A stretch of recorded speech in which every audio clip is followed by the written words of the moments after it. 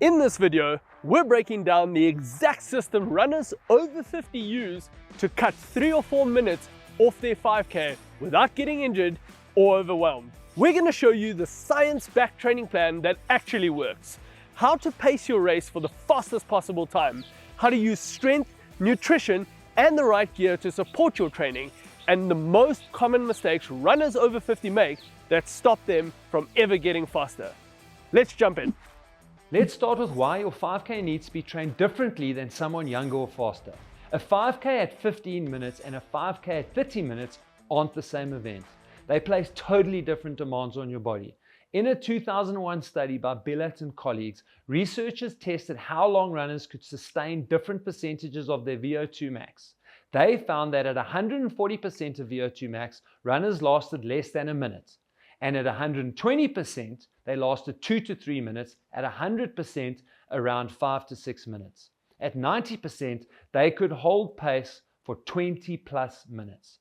So if you're running a 5K in 30 minutes, you're not operating at VO2 max, you're relying on aerobic efficiency or your ability to use oxygen just below that threshold. That changes how you need to train. The structure of your weekly training matters more than runners think. A meta-analysis by Stogel and Spurlek compared 3 common endurance intensity distributions. Polarized, which is mostly easy running with a small amount of intensity and almost no moderate training. Pyramidal, mostly easy, some moderate, and a little bit of hard running. Then threshold heavy, which is a large percentage of moderate intensity with less easy running and very little hard work. Now, that review found that elite athletes tend to respond best to polarized training, while some recreational runners may actually benefit from a more pyramidal approach.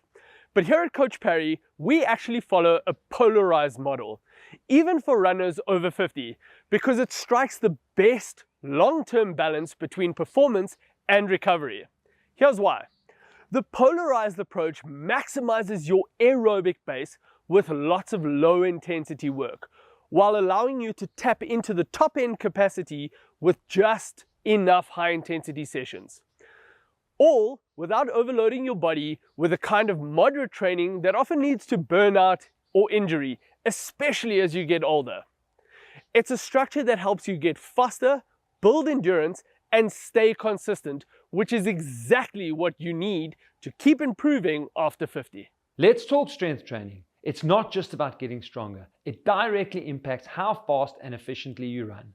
A 2008 study by Yamamoto and colleagues found that adding strength training improves running economy and time trial performance. And a 2016 meta-analysis by Balestrobe Fernandez showed that strength work reduced injury risk and improved race performance in distance runners. For runners over 50, strength becomes even more important because of age-related declines in muscle mass, joint stability, and tendon stiffness.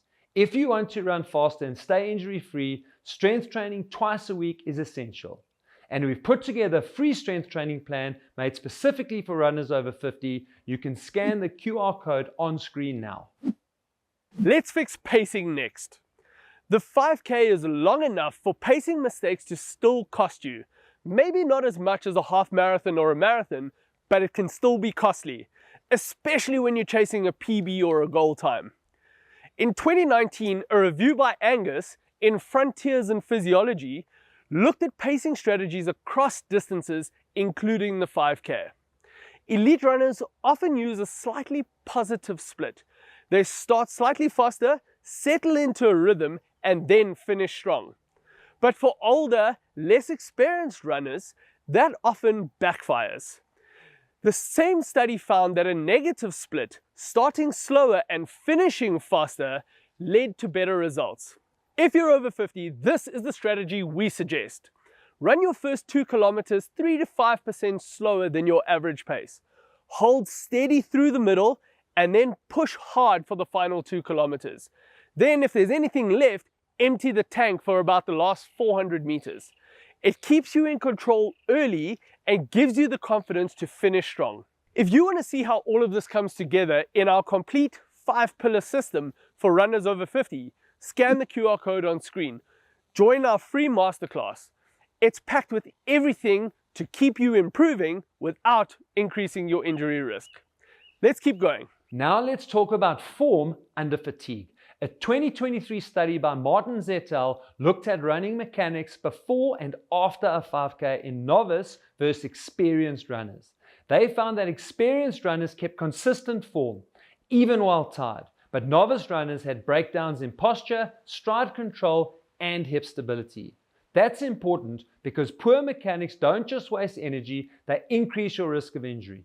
To fix that, you need strength training, yes, but also drills and workouts that challenge your form while you're tired.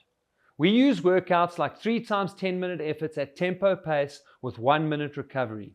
Each time you restart, focus on posture, breathing, and rhythm. The goal is to teach your body to hold form under fatigue. Let's talk about fueling, hydration, and supplements. And let's keep it simple. If you're running a 5K, you don't need anything fancy during the race. But what you eat and drink before matters. 90 minutes to 2 hours before your race, have a meal that's high in carbs to top up your energy levels.